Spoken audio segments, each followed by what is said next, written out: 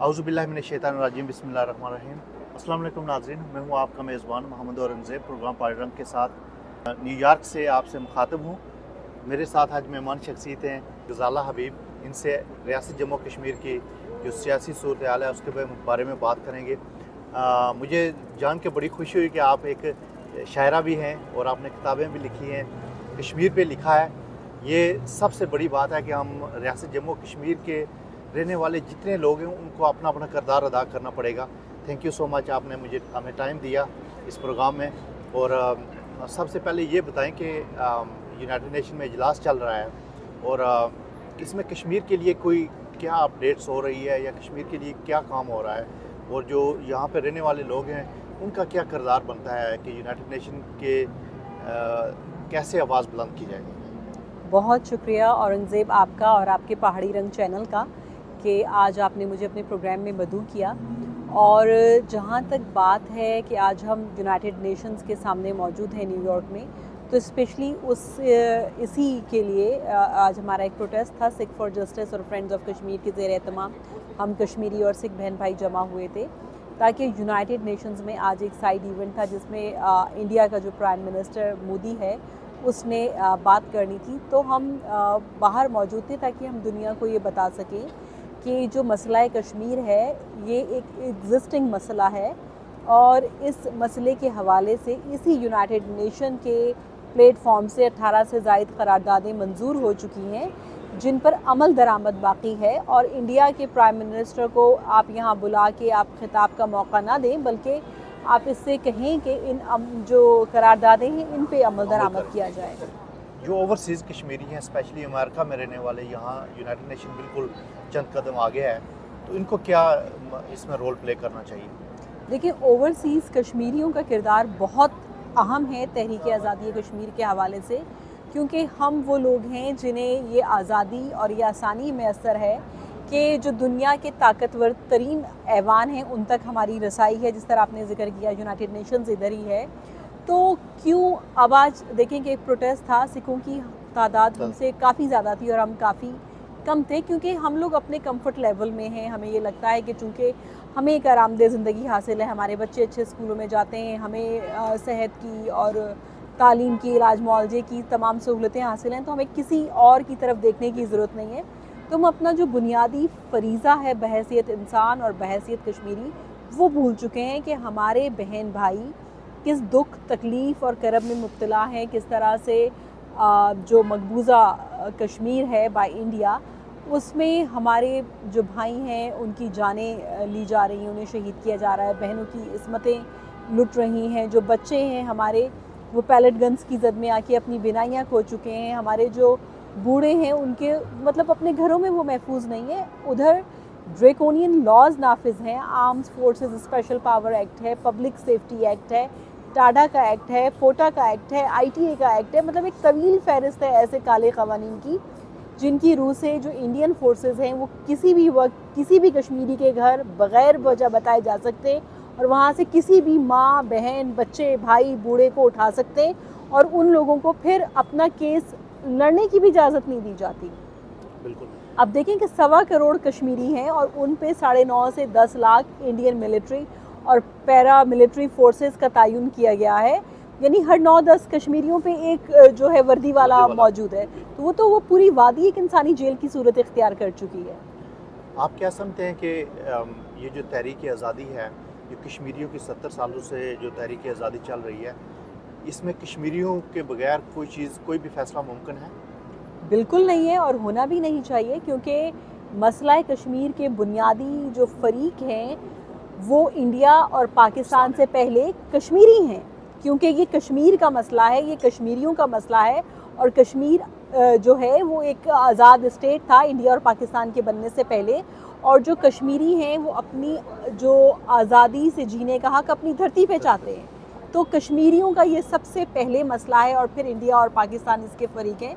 तो जो पहला हक़ है वो कश्मीरियों का है कि वो फ़ैसला दही में इस्तेमाल करें, और हक़ खुद इरादियत भी जो है जब हमें इंशाल्लाह जल्द मिलेगा तो उसमें कश्मीरियों को ही वोटिंग करनी है। आज़ाद कश्मीर में जो हालिया तहरीक अवामी हकूक़ की तहरीक जिसे हम कहते हैं, उसने बहुत ज़ोर और शोर मचाया और उसने सिर्फ آزاد کشمیر میں نہیں بلکہ مقبوضہ کشمیر کے کشمیریوں کو بھی امید دلائی. آپ کیا سمجھتے ہیں کہ یہ اس تحریک نے کچھ آزادی کے لیے کچھ امید نظر آئی؟ دیکھیں، جو یہ تحریک تھی اس سے ہم سب کو یہ سبق ملا کہ ہم کوئی بھی جو کام ہے یا کوئی بھی جو نتیجہ ہے وہ جبر سے اور جو غیر منصفانہ فیصلے ہیں ان سے حاصل نہیں کر سکتے. جب کشمیر کے بچے بچیوں نے، لڑکے لڑکیوں نے طے کر لیا کہ جو ہمارے حقوق ہیں وہ ہم لے کے رہیں گے، تو وہ سڑکوں پہ نکل آئے اور ان کو ان کے حقوق مل گئے. اس تحریک کے جہاں ہمیں بہت سارے فوائد حاصل ہوئے وہاں کچھ نقصانات بھی ہیں، لیکن مجھے یہ لگتا ہے کہ فوائد زیادہ ہیں کہ لوگوں کو یہ شعور ہے آج تک بھی کہ انہوں نے اپنے حقوق کے لیے آواز بلند کرنی ہے، ان کے لیے لڑنا ہے اور سڑکوں پہ آنا ہے اور جانیں بھی قربان ہوئی. تو میں یہ سمجھتی ہوں کہ یہ ادھر کے کشمیریوں کے لیے بھی ایک پازیٹیو سائن ہے کہ وہ بھی جو لڑ رہے ہیں اور یہاں بھی جو لوگ ہیں وہ اپنے حقوق کے لیے جہاں کھڑے ہو سکتے ہیں تو وہ ان کے لیے بھی مزاحمت کرتے ہیں. لیکن اس ساری جو مسئلے میں جو بہت ہی افسوسناک کردار نظر آیا وہ آزاد کشمیر کی نام نہاد آزاد حکومت کا تھا. وہ جو ممبران اسمبلی ہیں، پتہ نہیں وہ کہاں کیا پی کے سو رہے تھے کہ ان کو بالکل ان مسائل کا ادراک نہیں ہوا جو آزاد کشمیر کے باسی جو کشمیری فیس کر رہے تھے جب تک وہ سڑکوں پہ نہیں آ گئے اور صورتحال اتنی خراب نہیں ہوئی. جو 53 ممبران آزاد کشمیر اسمبلی کا ان کا بیسیکلی ان کو بنانے کا مقصد اس وقت یہ تھا کہ تحریک آزادی کو یہ بیس کیمپ بنایا جائے تاکہ یہاں سے تحریک شروع ہو، یہاں کے فنڈز جو تھوڑے بہت ہمیں ملتے ہیں ہم اس تحریک آزادی پہ خرچ کریں. لیکن یہ ساری چیزیں اس کے اپوزٹ ہوئی ہیں. آپ کیا سمجھتے ہیں کہ اس اسمبلی کی ریاست جموں کشمیر کے عوام کو ضرورت ہے؟ اگر آپ مجھ سے میری ذاتی رائے پوچھیں گے تو میرا نہیں خیال کہ ہمیں 53 اراکین اسمبلی چاہیے اس خطے کو چلانے کے لیے جس میں اگر آپ دیکھیں گے تو آپ کو کوئی نظر ہی نہیں آئے گی کہ کوئی ترقیاتی کام بھی ہو رہے ہیں، کچھ ہو رہا ہے. میں آج اس عمر میں یاد کرتی ہوں کہ جب مجھے جہاں سے میری یادداشت کام کر رہی ہے کہ جب میں 5-6 سال کی تھی اور ہم راولپنڈی اسلام آباد سے ٹریول کرتے تھے. میں آزاد کشمیر راولہ کوٹ سے تعلق رکھتی ہوں. ہمارا گاؤں ہے ایک چھوٹا سا لنجگرہ بیندار. وہ سڑک جیسی ٹوٹی پھوٹی اس سالوں میں تھی وہ آج بھی ہے. تو وہ ترقیاتی کام کہاں ہو رہے ہیں؟ جو آزاد کشمیر اسمبلی کے ارکان اسمبلی کو بجٹ ملتے ہیں وہ کہاں جا رہے ہیں؟ اور تحریک آزادی کشمیر کا بیس کیمپ، یہ تو ایک شرمناک بات ہے اس اسمبلی کے لیے. وہ تو کرپشن کا گڑھ ہے وہ اسمبلی. اگر میں یہ سمجھتی ہوں، ذاتی طور پہ یقین رکھتی ہوں کہ ایسے اسمبلی کو فی الفور ختم کر کے آپ 6-7 نمائندے ایسے رکھیں جو انتظامی امور چلائیں اور واقعی جو آزاد کشمیر ہے اس کو تحریک آزادی کشمیر کا بیس کیمپ بنائیں.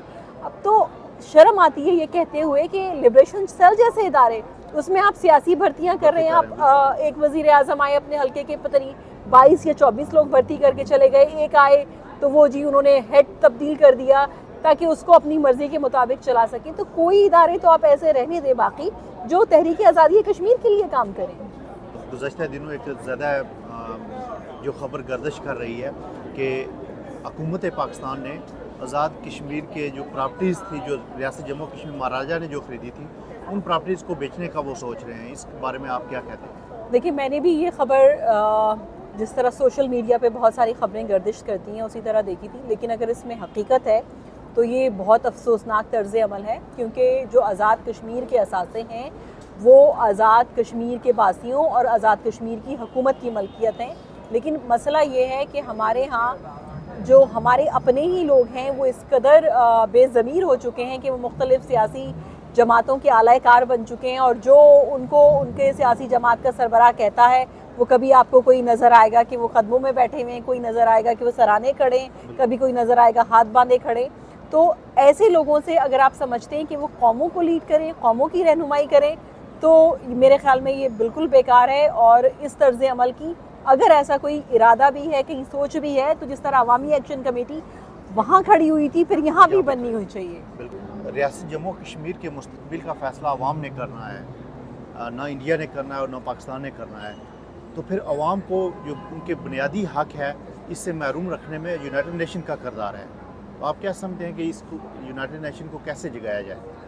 دیکھیے، اس کے لیے بہت سارے عوامل ایسے ہیں جو ہمیں ساتھ ملا کے لے کے چلنے ہوں گے تبھی ہم اقوام متحدہ کے دروازے پہ دستک دے سکتے ہیں، کیونکہ اقوام متحدہ صرف ایک دروازہ نہیں ہے بلکہ بہت ساری راہداریاں اس میں کھلتی ہیں اور پھر یہ دروازہ بنتا ہے۔ تو جو مختلف ممالک ہیں، جو ہم کہتے ہیں کہ عالمی طاقتیں ہیں جن کے ہاتھوں میں دنیا کی باغ ڈور ہے، ہمیں ان کو جگانا پڑے گا، ہمیں اپنی جو سفارت کاری ہے اسے بہت جارحانہ کرنا پڑے گا تاکہ ان ممالک کو ہم اپنا ہمنوا بنا سکیں۔ ورنہ آج اگر ہم جائیں گے اقوام متحدہ میں، اگر ہم نے منتیں ترلے کر بھی لیے ان کے انتونیو گوتیرس کے کہ پلیز آپ ہمارا مسئلہ لیں، ہمیں ووٹ کون دے گا؟ بالکل کوئی نہیں دے گا، کیونکہ انڈیا ایک بہت بڑی عالمی منڈی ہے، سب کے اقتصادی مفادات انڈیا سے وابستہ ہیں، تو وہ ان کی طرف ہی جائیں گے جب تک کہ ہم انہیں یہ قائل نہیں کر لیں گے کہ مسئلہ کشمیر کس طرح سے انسانی حقوق کا بنیادی مسئلہ ہے، اور کشمیری گزشتہ 75 سالوں سے اپنی جانوں کی، مالوں کی، عصمتوں کی، ہر چیز کی قربانیاں دے رہے ہیں۔ آپ کوئی بھی تحریک اٹھا کے دیکھ لیں، آپ تاریخ پڑھ لیں، کون سی تحریکیں ایسی ہیں جو اتنے طویل عرصے چلیں اور اتنی لمبی اور اتنی شدید قربانیاں کسی قوم نے دی؟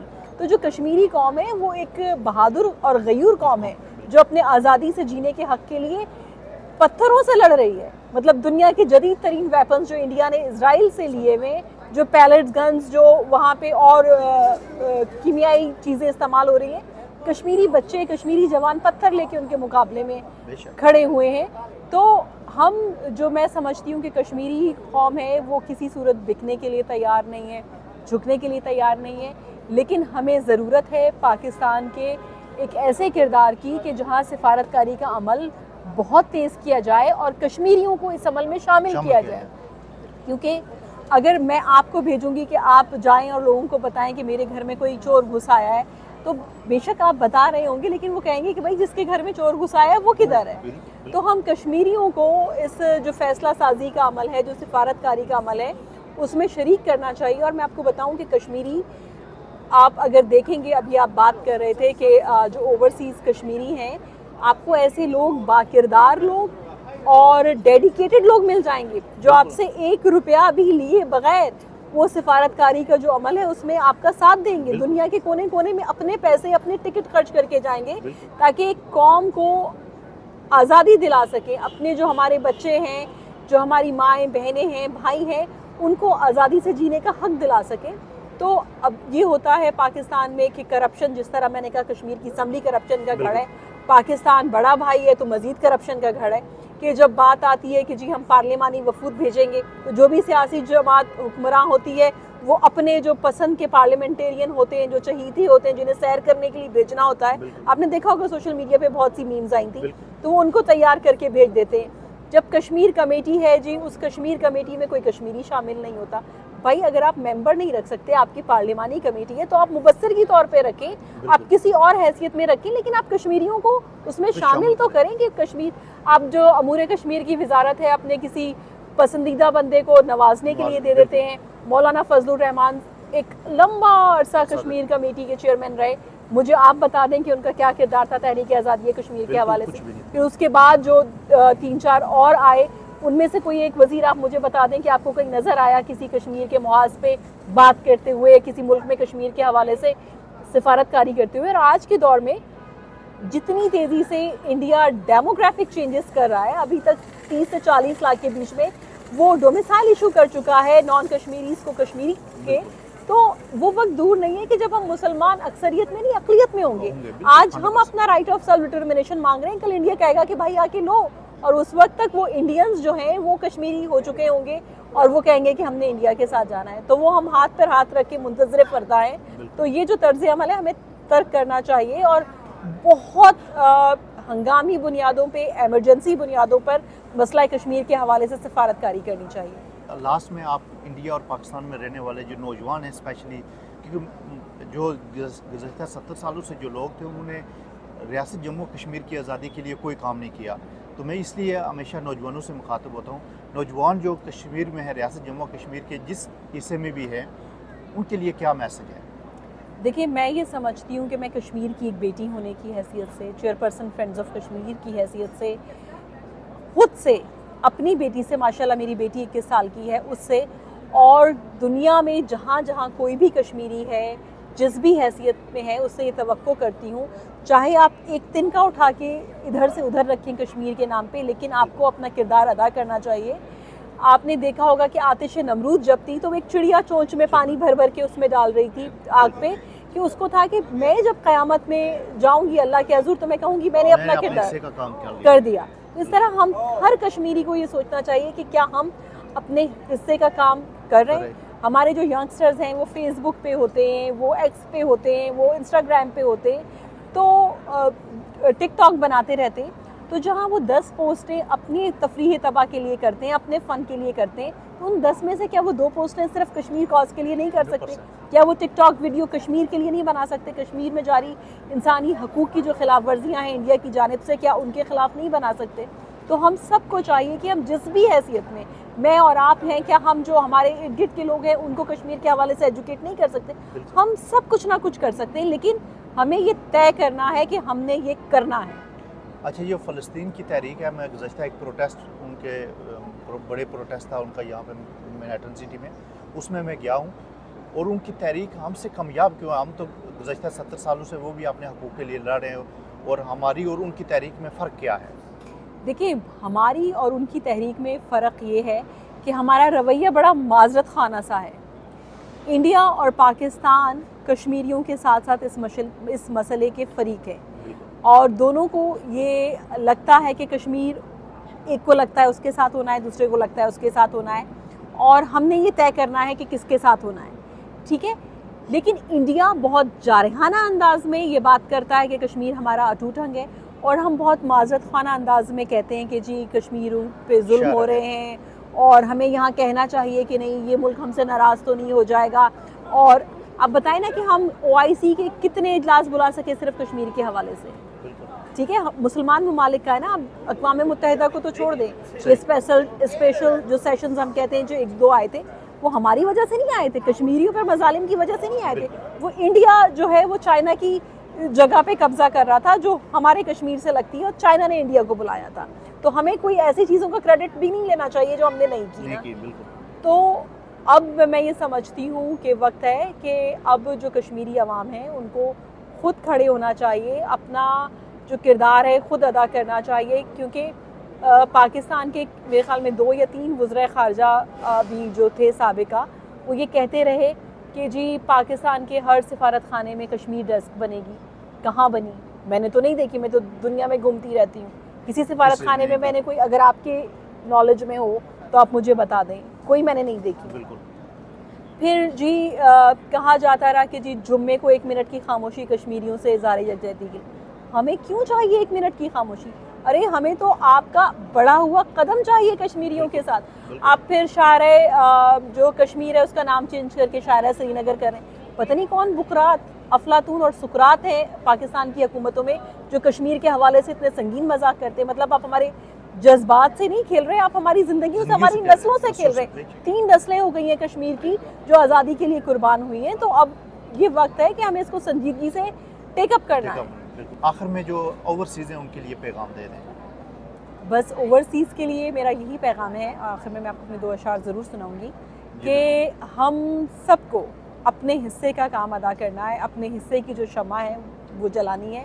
دیکھیں چھوٹی چھوٹی اینٹیں نا اپنی جگہ پہ کوئی اہمیت نہیں رکھتی، لیکن جب ہم چھوٹی چھوٹی اینٹوں کو جمع کر لینا تو ایک بہت بڑی عمارت تعمیر ہو جاتی ہے۔ تو اسی طرح جو کشمیر کے حوالے سے پروٹیسٹ ہوتے ہیں، کشمیر کے حوالے سے احتجاج ہوتے ہیں، اور آپ ان میں اگر خود نہیں بھی جا سکتے، آپ جو لیٹر ہیں اقوام متحدہ کے، مختلف دوسرے انسانی حقوق کے ادارے ہیں، آپ ان کو لکھیں، لیکن آپ اس آزاد فضا کے باسی ہیں تو اپنی آزادی کی نعمت کی قدر کیجیے اور اپنا جو حصہ ہے وہ ادا کیجیے۔ اپنی نظم کے اشعار سنائیں۔ 2-3 اشعار میں آپ کو سناتی ہوں۔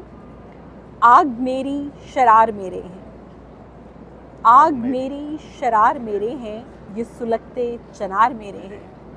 آگ میری شرار میرے ہیں، یہ سلگتے چنار میرے ہیں، وہ جو کشمیر پر ہوئے ہیں نثار، وہ جو کشمیر پر ہوئے ہیں نثار، وہ سبھی جاں نثار میرے ہیں۔ جو شہادت کے خون سے مہکے، جو شہادت کے خون سے مہکے، وہ بدن مشک بار میرے ہیں۔ حق و باطل کی آخری حد پر سرخ پھولوں کے ہار میرے ہیں۔ تھینک یو سو مچ۔ नाज़रीन के साथ आपसे इजाज़त चाहेंगे और यही मैसेज है आज के प्रोग्राम का भी कि जहाँ भी कश्मीरी हैं वो अपने हिस्से का काम करें। जब कश्मीरी खुद उठेंगे तो इंशाल्लाह एक दिन ज़रूर आएगा कि हमें आज़ादी नसीब होगी। Thank you so much. अल्लाह हाफ़िज़।